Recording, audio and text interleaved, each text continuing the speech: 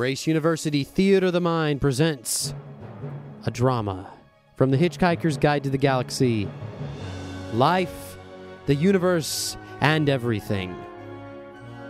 Welcome, fellow travelers, to another episode of The Hitchhiker's Guide to the Galaxy. Today, our meandering in search of the origin of our planet brings us to the planet Magrathea as we seek the answer to life, the universe, and everything. There are, of course, many problems connected with life, of which some of the most popular are: why are people born? Why do they die?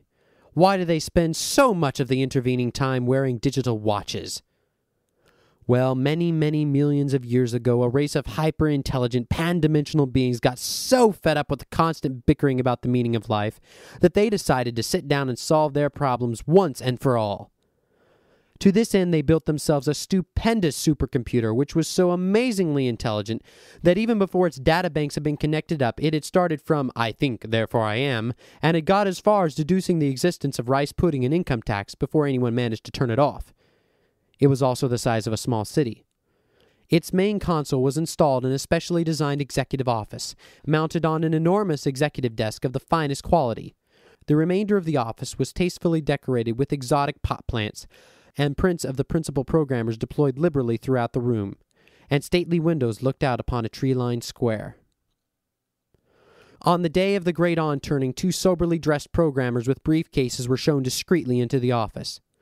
They were aware that this day they would represent their entire race at its greatest moment, but they conducted themselves calmly and quietly as they seated themselves before the desk, opened their briefcases, and took out their leather-bound notebooks. Their names were Lunquill and Fook.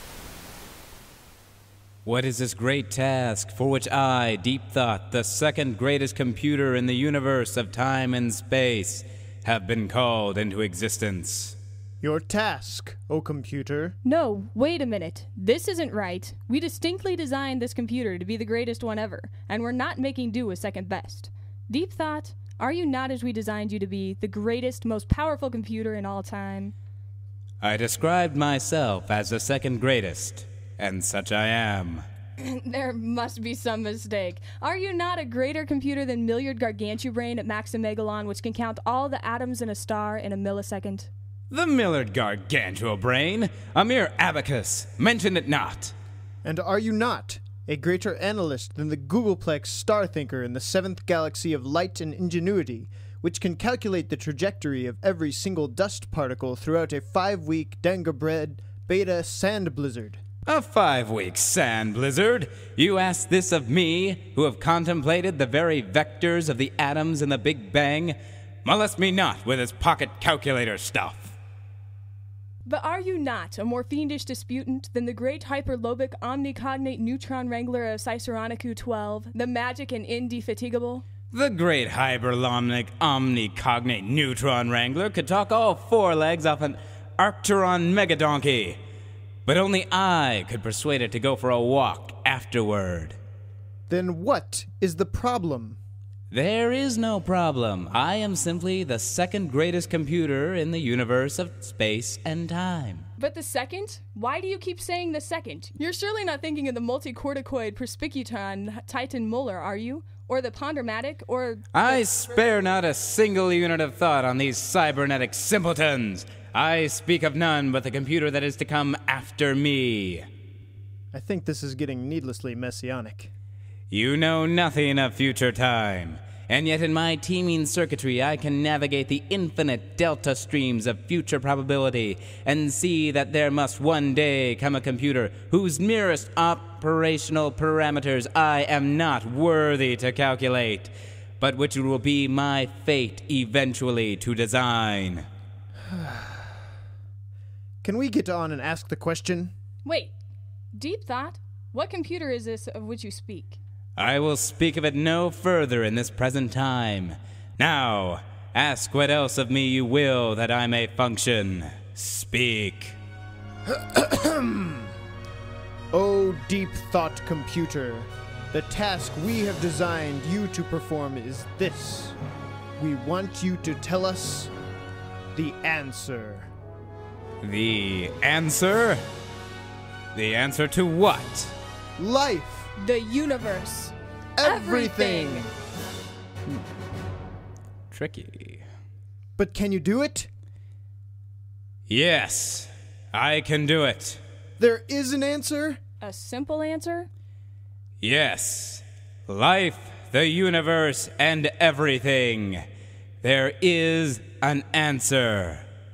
But I'll have to think about it.